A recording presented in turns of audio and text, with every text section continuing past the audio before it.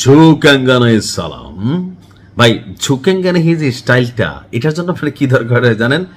Unlimited supreme পাওয়ার। আপনার পেছনে জোর থাকতে হবে, আপনার তলেও জোর থাকতে হবে যখন আপনি বলবেন ঝুকাঙ্গানে ভাও। তো কে ঝুঁকবে না? পুতিন কাকু, ওয়ান এন্ড অনলি পুতিন কাকু। পুতিন কাকুর পাগলা ফ্যান ফলোয়ার যারা আছেন, ভিডিওটা শেয়ার করবেন।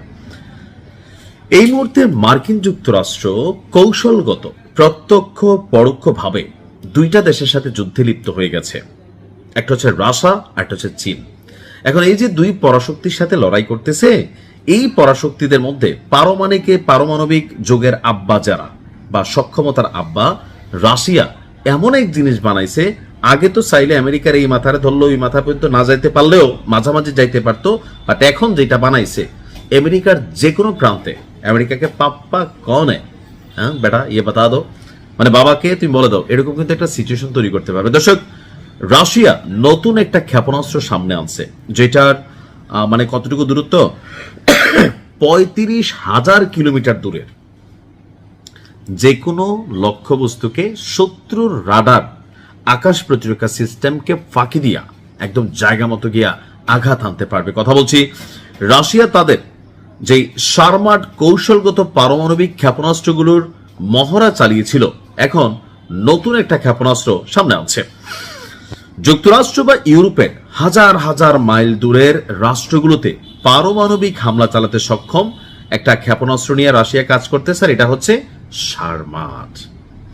দর্শক, বলা হচ্ছে যে বেশ কয়েক বছর প্রযুক্তিগত জটিলতা এবং বিলম্বের পর অবশেষে এটা মোতায়েনের চূড়ান্ত সময়সীমা ঘোষণা করা হলো। গত 12 মে টেলিভিশনে দেওয়া এক সাক্ষাৎকারে পুতিন বলছেন, শারমাট ক্ষেপণাস্ত্রের যে মাথাটা আছে, ওয়ারহেডটা আছে, এটার যে ধ্বংস ক্ষমতা বা ইয়াল পশ্চিমা যে কোনো সমমানের অস্ত্রের চেয়েও 4 গুণ বেশি। অর্থাৎ তাদের কাছে যেইটাই থাকুক এই কোয়ালিটির, ওটার থেকে এটার পাওয়ার 4 গুণ বেশি। এর পাল্লা 35,000 কিলোমিটারেরও বেশি। এটি বর্তমানে রাশিয়ার কাছে মজুত করা হয়েছে, ফাইনালি রেডি করা হয়েছে, এবং ভবিষ্যতে যে কোনো ক্ষেপণাস্ত্র প্রতিরক্ষাকে ছেদ করতে এটা সক্ষমতা রাখে। কাদের হুমকি দেওয়া হচ্ছে? পুতিন কাকু কিন্তু বলতেছে, শারমাট ক্ষেপণাস্ত্রের উন্নয়ন পর্যায়ে অতীতে বেশ কিছু ব্যর্থতাও ছিল। পশ্চিমা বিশেষজ্ঞরা তারা কিছু তথ্য দিছিল, বাট এই যে তথ্যগুলোকে নিয়ে বা এটার যে কৌশলগত ব্যর্থতা, সেইটার বিপরীতে খুবই শক্তিশালী বাপে আপনার এটাকে এবার সামনে নিয়ে আসলো। কেন? রাশিয়ার নাকের ডগায় কয়েকটা রাষ্ট্র আছে, লাইক ধরেন ফিনল্যান্ড, তারপর হচ্ছে সুইডেন, তারপরে যে ইউক্রেন, পোল্যান্ড। তো এই রাষ্ট্রগুলো, কয়েকটা রাষ্ট্র এই মুহূর্তে ন্যাটোতে যোগদান করছে।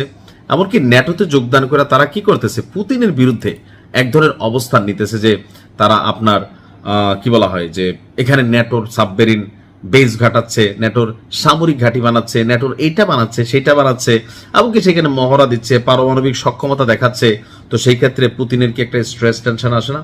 অবশ্যই আছে। কারণ আপনি যদি এই বিশাল সাম্রাজ্যকে, এই রেজিমকে আপনি আপনার ক্ষমতার মধ্যে রাখতে হয়, তাহলে আপনার কাছে মেশিনারিজ থাকতে হবে। স্বাভাবিকভাবে লড়াইটা প্রত্যক্ষ বা পরোক্ষভাবে মার্কিন যুক্তরাষ্ট্রের সাথে।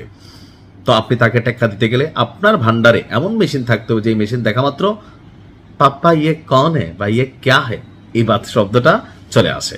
পুতিন কাকু জিন্দাবাদ। ভালো থাকুন। আসসালামু আলাইকুম।